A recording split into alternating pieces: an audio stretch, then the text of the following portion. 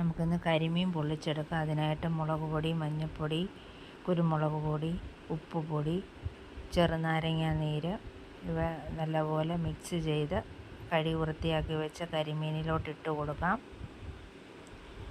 അതിനുശേഷം ഒരു പാൻ വെച്ച് വെളുത്തുള്ളി, വറ്റൽമുളക്, കൊച്ചുള്ളി, കറിവേപ്പില അത് നല്ലപോലെ ഒന്ന് മൂത്ത് വരുമ്പോൾ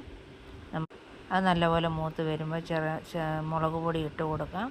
അതിനുശേഷം നമുക്ക് ആ അരച്ച് പുരട്ടി വെച്ചിരിക്കുന്ന മീനെടുത്ത് വറുത്തെടുക്കാം. നല്ലപോലെ അപ്പുറം ഇപ്പുറം ഇട്ട് മൊരിച്ചെടുക്കാം.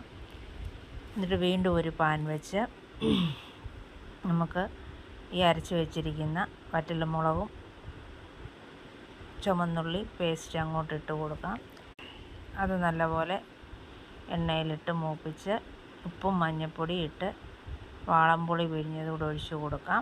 അത് നല്ലപോലെ ഇളക്കി നല്ലപോലെ ഒന്ന് കുറുകി വരണം.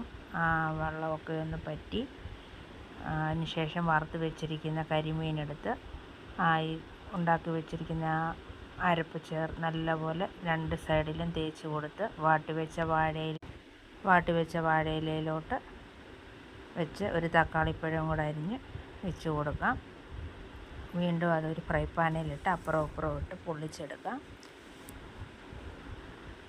നല്ല ചൂടോട് കൂടി എടുത്ത് കഴിക്കാം. നല്ല ചൂടുണ്ട്. സ്വാദിഷ്ടമായ കരിമീൻ പൊള്ളിച്ചത് റെഡി.